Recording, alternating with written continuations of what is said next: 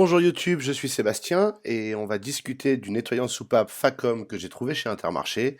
Et comme la Smart faisait le même trajet tous les jours pendant 3 mois, je me suis dit qu'on allait l'essayer. À 60 000 km, il y a forcément de la calamine sur les soupapes et dans la culasse, dans la mesure où la voiture a fait quand même une belle partie de sa vie en embouteillage en Île-de-France.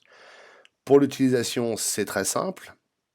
Il suffit de l'ouvrir, ce qui n'est pas si simple que ça, mais on y arrive, et de le verser dans le réservoir avec l'embout qui est fourni une fois qu'on a viré l'opercule qui protège encore le flacon après le bouchon.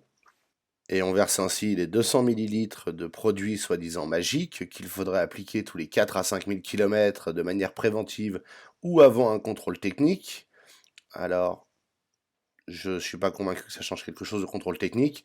Tous les 4 à 5 000 km, ça devient vite un budget et une intendance pas possible. Mais surtout, ce que j'ai pu constater quand même d'intéressant, c'est que ce produit qu'on trouve dans les grandes surfaces auto diverses et chez Intermarché à tout le moins et probablement chez d'autres, n'est même pas référencé sur le site de Facom.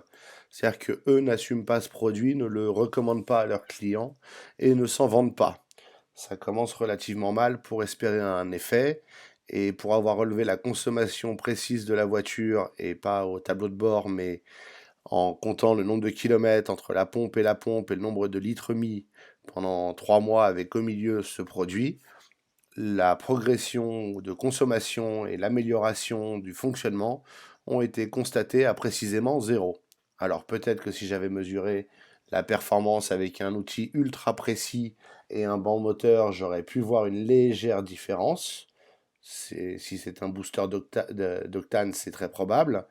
En revanche, l'utilité du process, quand il s'agit simplement d'améliorer sa voiture, je ne la vois pas, je ne l'ai pas constatée, et à mon avis, elle n'existe pas de toute manière. Si on est réaliste, il s'agit simplement d'un produit qui a un effet placebo, comme beaucoup de ces additifs moteurs, et qui n'aura jamais réellement d'effet, et surtout si vous avez une panne sur la voiture, qui ne va pas la résoudre. Vous l'aurez compris, je ne vous recommande pas d'investir dans ce type de produits. Ils n'apporteront rien, ne régleront aucun problème, mais vont vous coûter un peu d'argent à chaque fois. Si vous avez une panne, un problème, un bruit, la solution, c'est d'aller voir un garagiste ou de faire un diagnostic vous-même.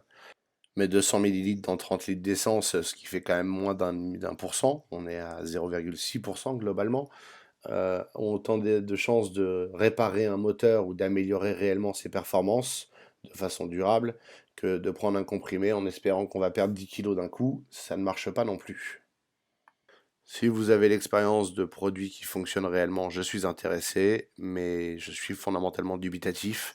Et si j'avais l'équipement, j'irais faire des tests beaucoup plus complets pour le démontrer. Mais pour ça, il faudrait démonter le moteur entre chaque additif, ce qui est un peu compliqué. Merci d'avoir suivi cette vidéo. Si elle vous a été utile ou vous a plu, vous pouvez vous abonner pour en voir d'autres. Et vous pouvez la liker pour signifier votre bonheur. Merci.